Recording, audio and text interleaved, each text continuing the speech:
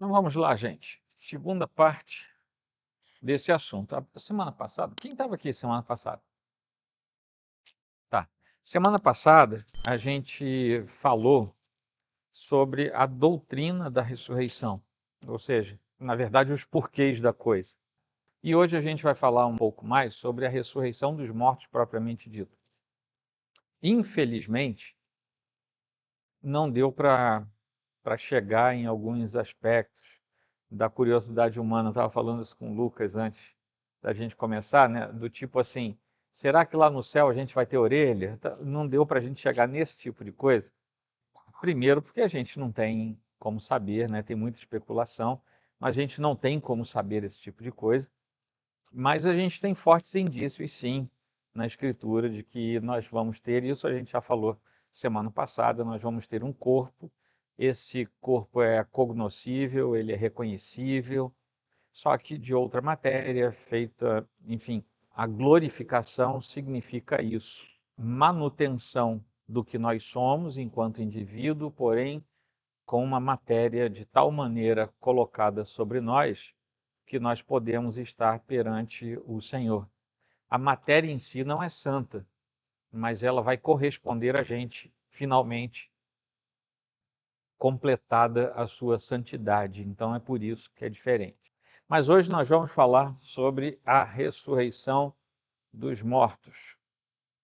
A ressurreição do corpo tem um papel que é fundacional, é central, é importante demais na mensagem bíblica, porque ela diz respeito à conclusão daquilo que Deus se propôs fazer com cada um dos seus filhos. Não apenas com os seus filhos em termos de redenção eterna, ou seja, de salvação para a eternidade, como com toda a raça humana e toda a criação. Então, a ressurreição é algo que é aplicado, a ressurreição do corpo é aplicado especificamente à raça humana. Na semana passada, eu acho que alguém me perguntou se, havendo novos céus e nova terra, se os animais também ressuscitariam. E eu respondi, eu achei legal trazer isso hoje, no comecinho, eu respondi que não existe a previsão de ressurreição, mas existe sim a previsão de restauração da criação. Ou seja, os seres humanos ressuscitam corporeamente e toda a criação vai ser redimida. Ao que tudo indica, e é assim que a maioria dos reformados crê, nós vamos ter natureza, animais, nós vamos ter tudo numa criação restaurada, sem mais a presença do pecado, né? Então aí sim, teremos animais, teremos, né, eu não sei se vai ter pet lá no céu, aí eu não sei mesmo. Pai de pet, mãe de pet, eu sei que não vai ter.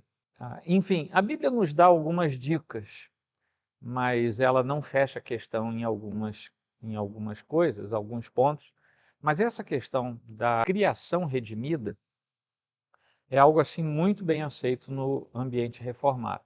Então, prosseguindo aqui, a Bíblia ensina que Deus criou a gente sendo corpo e alma, ou seja, uma parte material e uma parte não material. Nós somos completos com essas duas partes juntas, a parte física e a parte metafísica, transcendente. Essas duas partes juntas compõem aquilo que nós somos. Você já deve ter ouvido alguém dizer assim por aí: o Lucas é uma alma que tem um corpo tal, mas o Lucas mesmo é a alma. Não, isso é um dualismo grego. O Lucas é ele todo. Deus nos fez completos. Por causa do pecado, uma dessas partes sofre mais, que é a parte física. Nós sofremos mais com a questão do pecado, a morte, doença, isso tudo, a brevidade da vida, né? Tudo isso.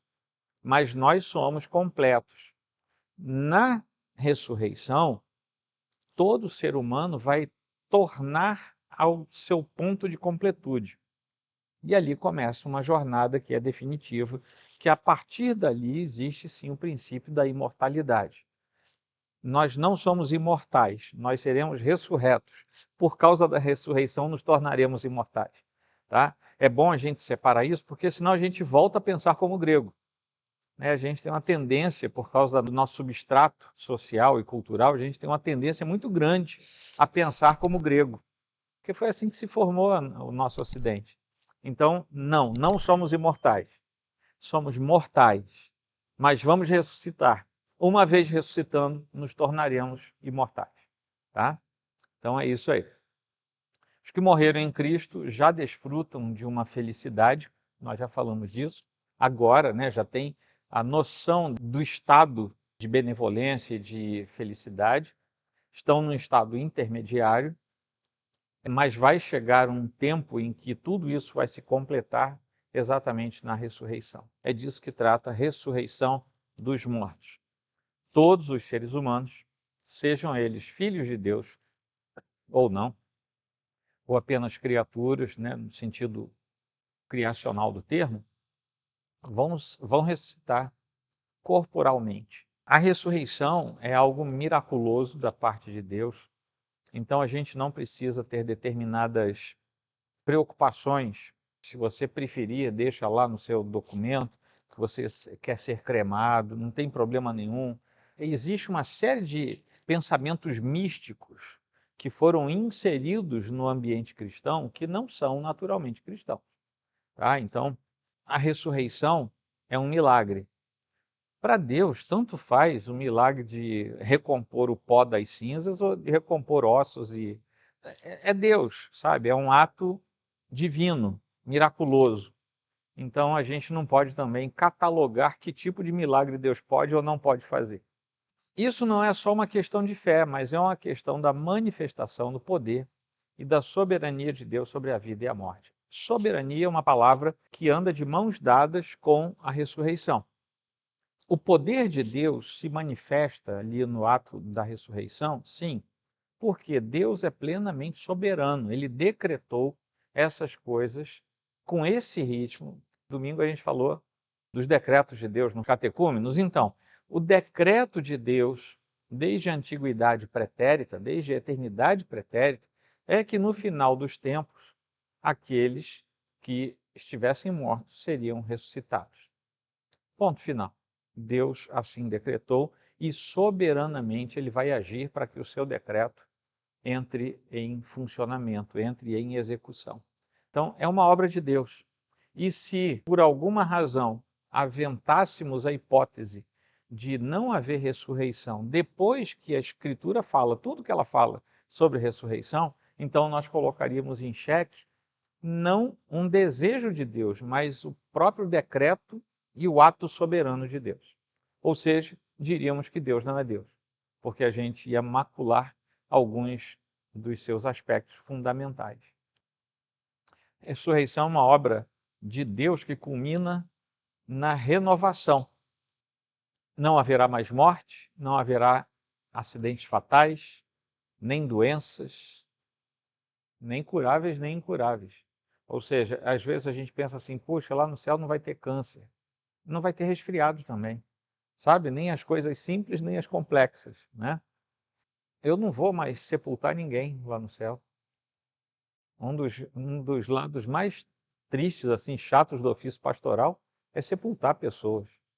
Eu não sei quantos enterros eu já fiz em 29 anos de pastorado. Não sei mesmo. Eu fiz mais enterro do que casamento, isso eu tenho certeza. Mas teve um tempo que eu estava numa outra igreja, durante 2 anos eu fiquei lá como auxiliar, e eu me lembro que teve um sábado que eu sepultei 3 pessoas. Era uma comunidade que tinha gente idosa, né, bastante gente idosa, e era assim, eu sepultei um em Santa Cruz e 2 aqui São João Batista, por aqui. Então, a gente não vai ter mais ofício fúnebre, não vai ter mais despedida, não vai ter, sabe, esse lado que é tão difícil para o ser humano. Isso não vai mais acontecer. Quem fala isso é Holckmann, que ele continua dizendo, na nova terra, desfrutaremos de comunhão eterna e ininterrupta com Deus e com o povo de Deus, inclusive os queridos e amigos a quem amamos e perdemos por certo tempo. Não é só Holckmann que fala dessa maneira. Na semana passada, eu me lembro de colocar aqui um trecho do Sproul, falando das questões mais normais, inclusive da questão do nosso intelecto, da nossa vontade, da nossa volição, que estarão presentes na eternidade. Aquele que é ressuscitado pelo Senhor, e é claro que a gente está falando agora dos bem-aventurados que estarão com o Senhor pela eternidade, serão um indivíduo feito por completo, pelo poder de Deus manifestado na ressurreição final. A ressurreição, então, é o clímax da história da redenção. Nós já falamos do já e do ainda não. Nós já somos salvos. Mas a salvação é tornada plena quando chegarmos à eternidade. Eu já falei para vocês do diário oficial, de quem passa no concurso. Alguém aqui não escutou ainda? Tá. O já e o ainda não funciona como um concurso público. Você passa no concurso, a vaga é sua, aí sai lá no diário oficial, digamos, da União. O Zé Roque passou, a vaga é dele, está lá. Ele vai tomar posse no dia 15 de abril de 2025. É mais ou menos isso. A vaga é sua, você não vai ser banido daquilo, esperamos que não, né? Nessa conformação jurídica, esperamos que não, mas digamos, você tem a garantia da sua vaga, mas você ainda não tomou posse, só vai tomar posse no dia publicado no diário. É mais ou menos isso. O já e o ainda não funciona assim. É já, mas ainda vamos tomar posse naquele dia lá que a gente não sabe quando é. Mas a vaga é nossa. Então, nesse sentido, é parecido com isso.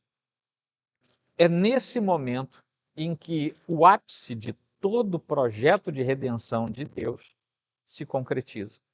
Porque é como se a última capa do livro fosse fechada. Ali resolve tudo. A história da redenção termina ali.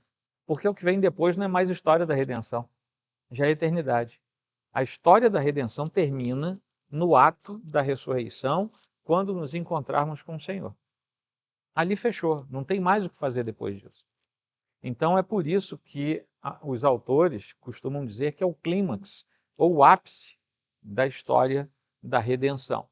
A gente pode distinguir a ressurreição como um ato de recriação, recriação final, porque o Senhor já faz um processo de recriação em nós. O que é a regeneração?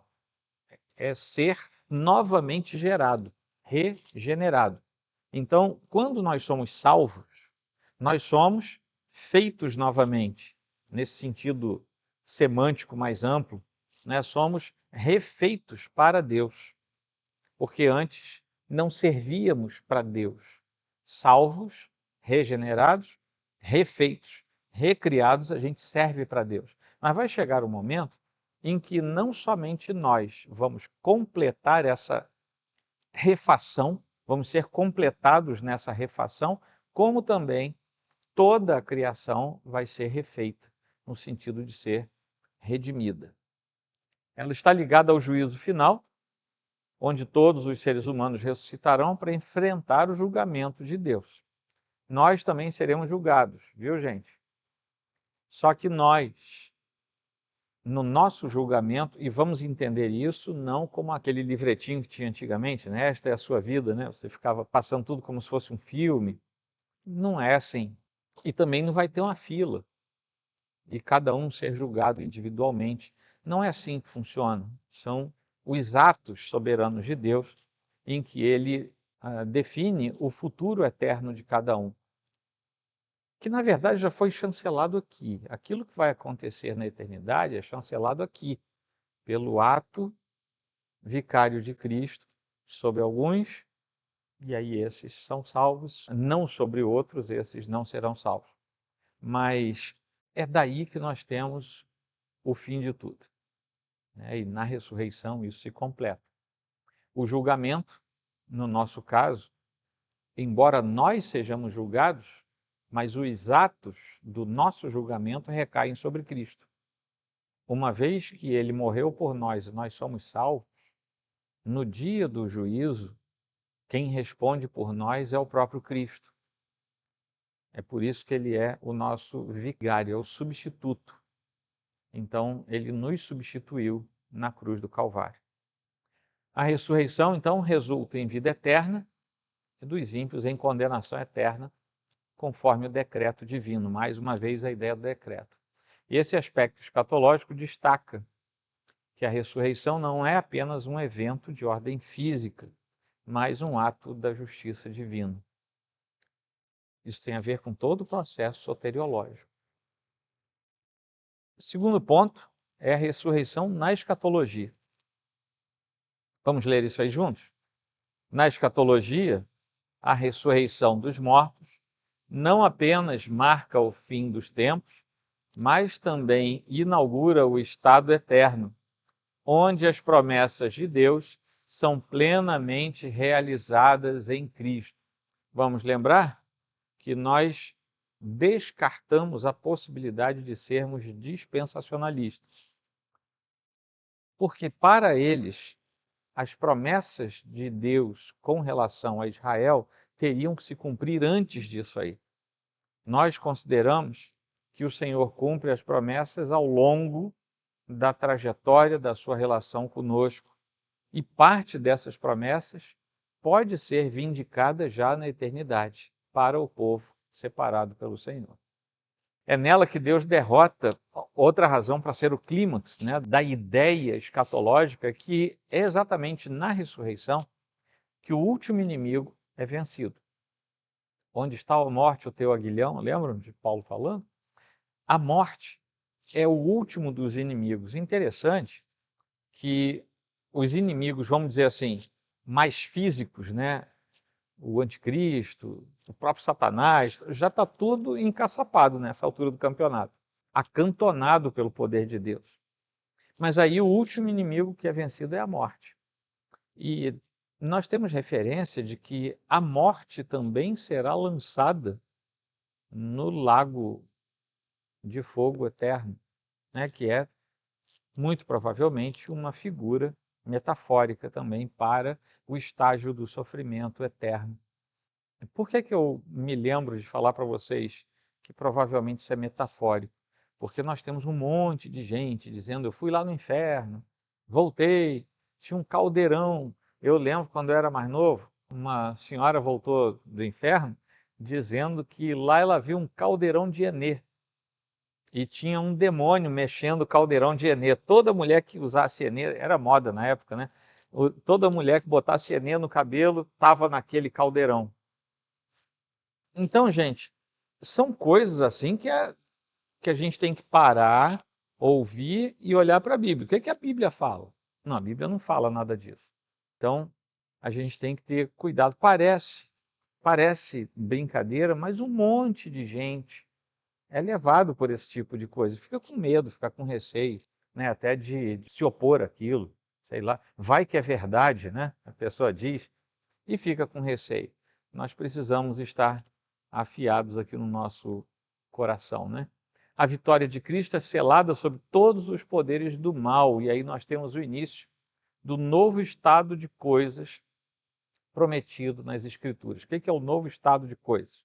A eternidade para os salvos, a eternidade para os impenitentes e a criação refeita pelo poder de Deus. Ou seja, o momento da ressurreição, que marca também o julgamento final do Senhor, é o momento da restauração cósmica. Toda a criação vai ser tocada pelo Senhor nesse momento. Segundo a maioria dos pensadores, a resultante disso vai ser melhor do que o estágio inicial da criação. Isso aí a gente não viu o Éden, a gente só vai ver o outro, né? Mas a maioria dos autores fala isso por causa da limitação que a própria criação apresentava. Por exemplo, a gente pensa que a Terra inteira era um Éden, e não era. A Terra inteira, claro, livre do pecado, mas na Terra inteira tinha um jardim. Esse era o Éden. O Éden era muito especial. Então a gente vê que era tudo circunscrito a determinadas ordens do próprio Deus.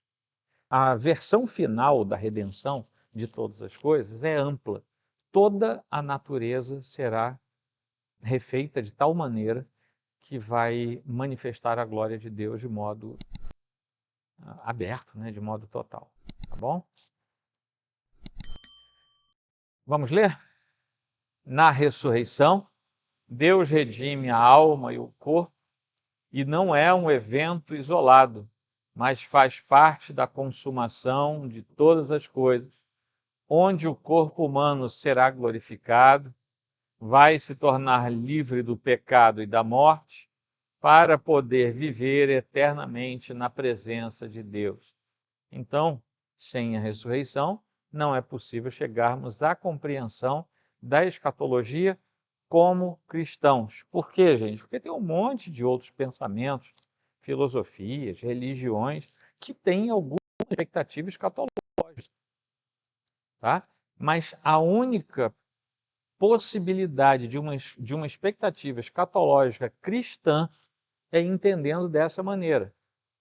Haverá um fim de todas as coisas, haverá o juízo de Deus, haverá a ressurreição dada pelo Senhor. A ressurreição é para novamente estarmos como indivíduos, corpo e alma amalgamados, refeitos. Tudo isso faz parte do pensamento nitidamente cristão. Tá? Por exemplo, os espíritas têm uma expectativa escatológica, mas é diferente. Qual é a expectativa deles?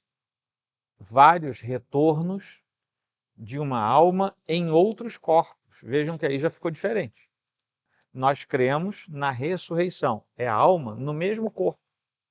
Os espíritas entendem que são vários corpos que se sucedem, porque para eles, helenicamente falando, o que importa é a alma, é o espírito, né?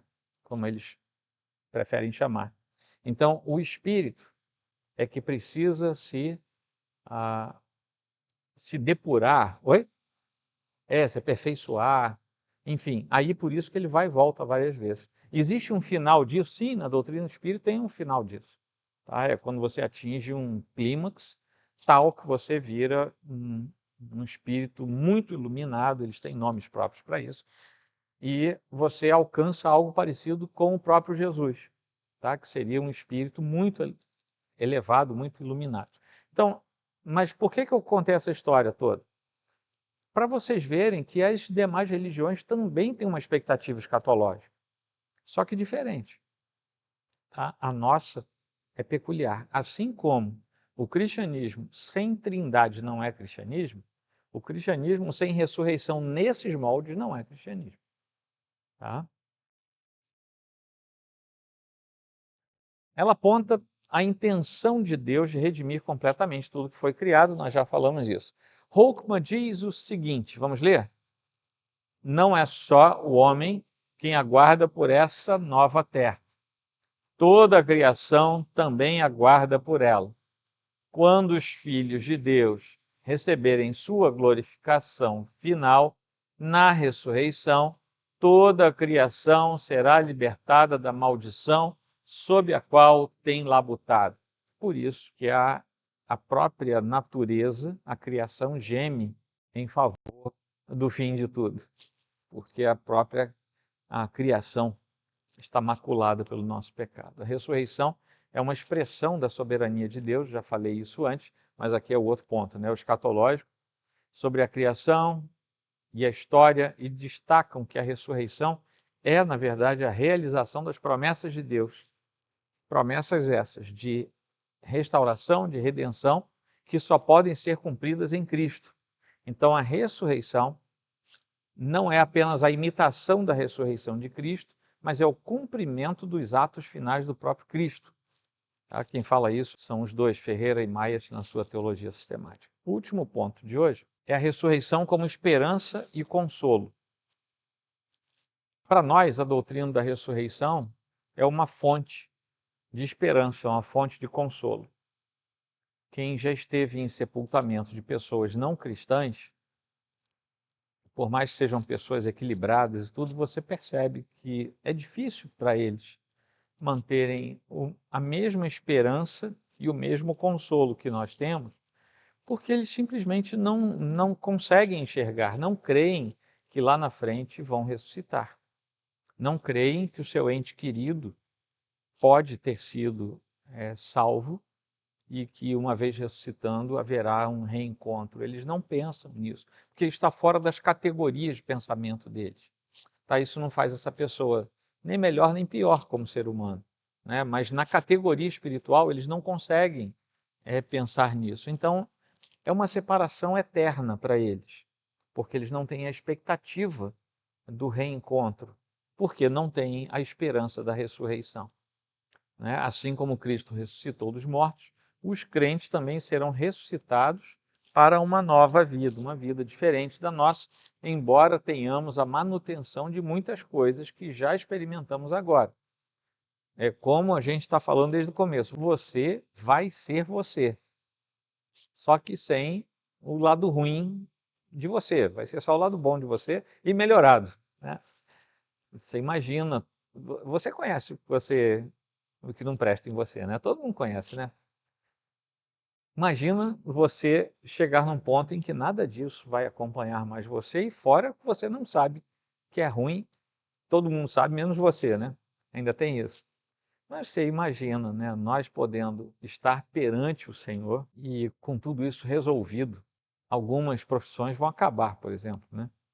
Psicólogos, psicanalistas, vão trabalhar lá no céu, né? Porque essas questões da mente humana não vão mais acontecer.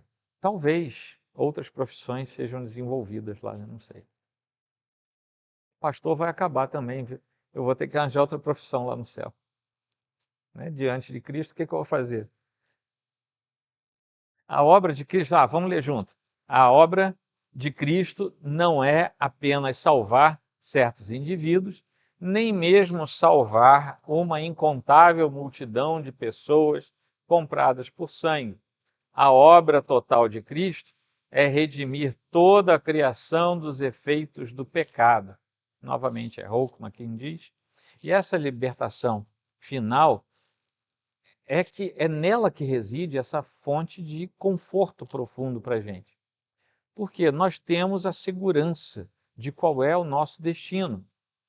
Nós não vamos parar na morte. Nós vamos para além da morte.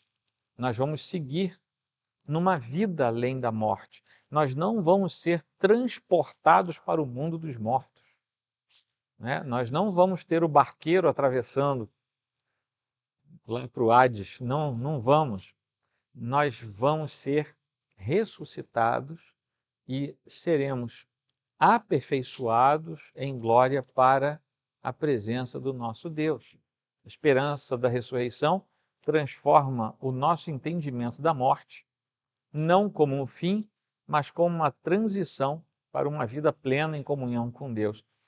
Os irmãos de fala anglo-saxônica, ingleses, quem fala inglês, alemão, tal, holandês também, embora seja outro tronco linguístico, no meio cristão eles não falam, o irmão fulano faleceu, eles dizem que passou.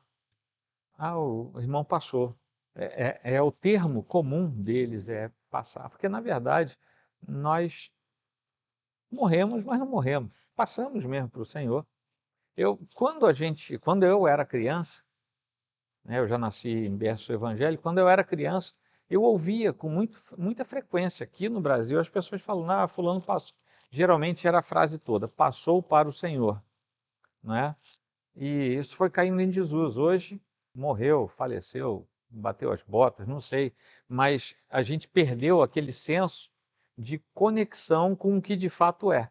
Não sei por que isso, né? Isso transforma o nosso luto em esperança. A gente tem tristeza, mas a nossa tristeza é comedida por causa da esperança que nós temos. Não é assim. O dia que eu morrer, se eu estiver por aqui, vocês não precisam fazer festa, né? Deixa eu fazer festa depois, no dia seguinte, né? Mas ali a gente tem um senso de respeito. Existe a saudade, existe a lágrima, existe o luto, precisamos conviver com lutos, faz parte da nossa natureza. O que a gente não faz é entrar em desespero por causa da esperança da ressurreição. Mas aí a gente também não pode virar outra coisa. Tipo assim, morreu, e daí? Acabou, tá? Já era.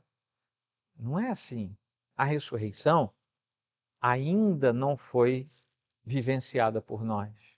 Lá, nós teremos uma outra perspectiva da vida e a perspectiva da morte cessará ali. Mas agora não.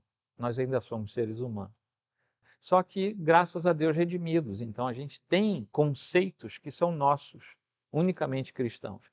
A gente deve ter conceitos cristãos e viver com esses conceitos cristãos, para a gente não incorrer nesses problemas que a gente vê por aí. A esperança da ressurreição traz não apenas consolo individual, mas olha só que curioso, esperança comunitária. Lá atrás eu falei sobre nós estarmos reunidos na presença de Deus. A comunidade que se reúne aqui, ela nos ensina didaticamente que estaremos reunidos lá. E a esperança bendita da ressurreição, ela não para aqui, não para em cada um de nós, ela se alastra para a comunidade. É muito curioso isso.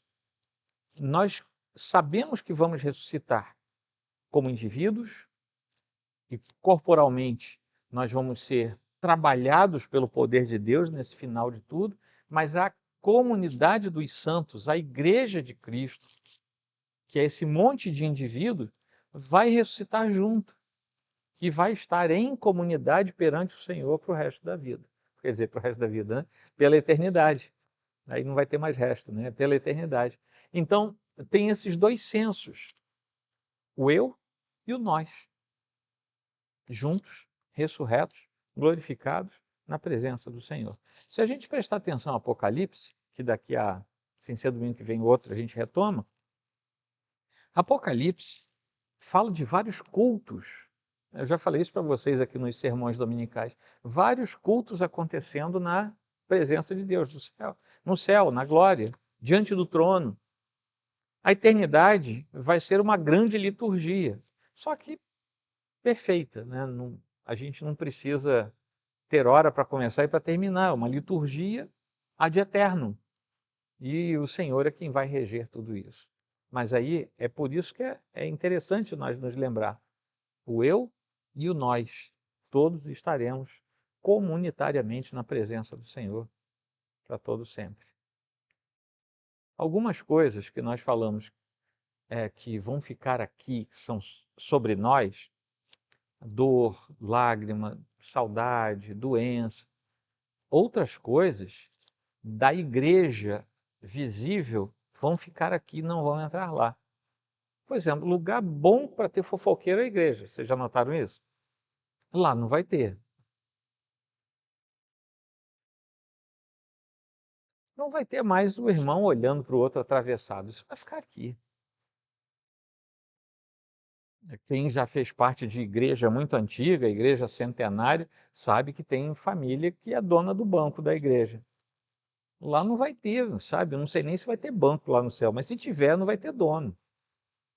Então, algumas coisas, né, do indivíduo vão ficar aqui. Algumas coisas da igreja, da comunidade também vão ficar aqui. Não tem lugar na glória eterna.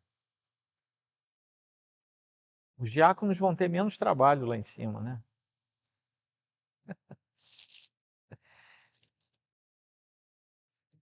Conclusão. São 3 quadrinhos só de conclusão. Vamos ler juntos? A ressurreição dos mortos reafirma a soberania de Deus, a centralidade de Cristo na história da salvação e a esperança da vida eterna para os crentes. Por ela, Deus manifesta seu poder redentor e cumpre seu plano eterno. Eu tive 3 pontos, cada conclusãozinha dessa é relacionado a um dos pontos. Segundo, a ressurreição dos mortos é um evento central na escatologia cristã, sinalizando tanto o julgamento final quanto a inauguração do novo céu e da nova terra, e representa a vitória definitiva de Cristo sobre a morte. E, finalmente, a doutrina da ressurreição dos mortos assegura que a morte não é o fim, mas o início de uma nova vida em Cristo, na qual todo sofrimento será vencido e toda lágrima será enxuta, proporcionando um fundamento sólido para a esperança eterna. Amém? Como eu digo de vez em quando, não acelerem o processo. Tá? Deixem que tudo aconteça naturalmente, porque um dia a gente ressuscita também quando Deus quiser. A morte também é quando Ele quiser, tá bom? Perguntas?